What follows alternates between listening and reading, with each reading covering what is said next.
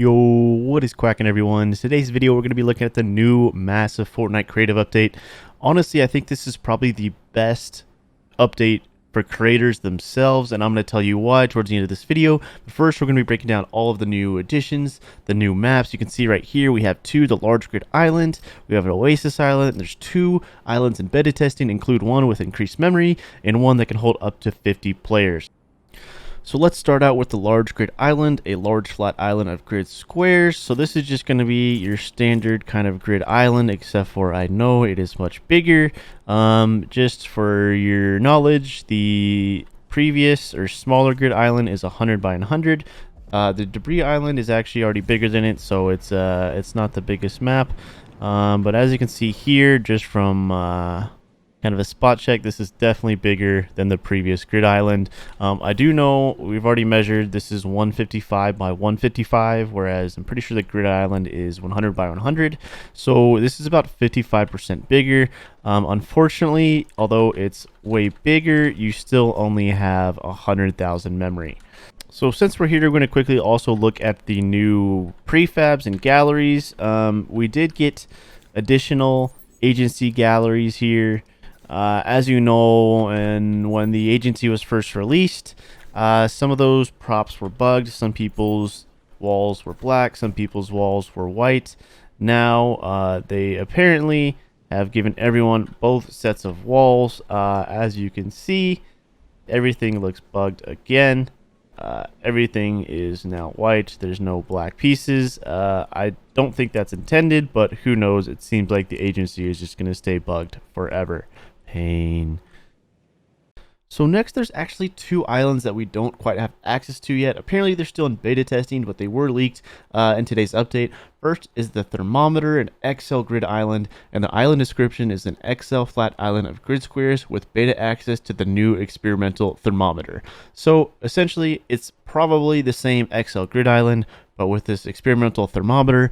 I'm not sure exactly what that means, but what we do know is that it is also getting localized memory. Localized memory means that your memory is fluid. You're not going to be capped at this 1,000 unit memory that we have, or 100,000 unit memory that we have. It's going to act more like the BR map. So for example, on the new Thermometer XL grid island, let's say over here you have 5 or 6 points of interest.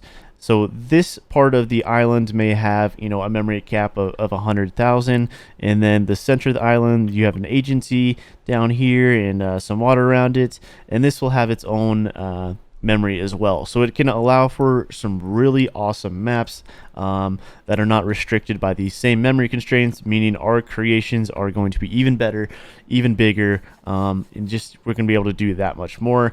So again, what this means is that we'll essentially have kind of different pockets of memory throughout one map, just allowing you to create bigger and better creations all around. So that's really exciting. The next is the flat grid hub. So this is essentially just another hub layout. I've never actually taken the time to experiment or create hubs, but I think to date all we have is kind of like the floating Kevin hub and also that grassy hub. So I think this is just a good simple tool for creators looking to kind of start from scratch when building their hub. So that's another awesome feature. Y'all, I'm not sure if you're ready for this next one. It's official. We are getting 50 player support in Fortnite Creative. There is a new setting out that is only available in beta testing, so the wider player base does not have it, but it was leaked again by iFiremonkey on Twitter. Thanks to him for all of these beta testing leaks.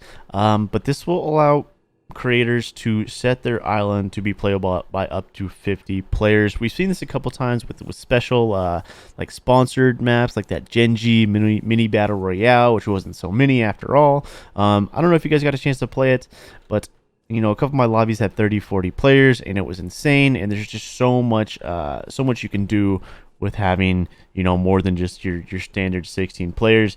I was curious to see what it would just look like to have 50 spawn pads. This is pretty insane. I am so excited to get the full 50 player support.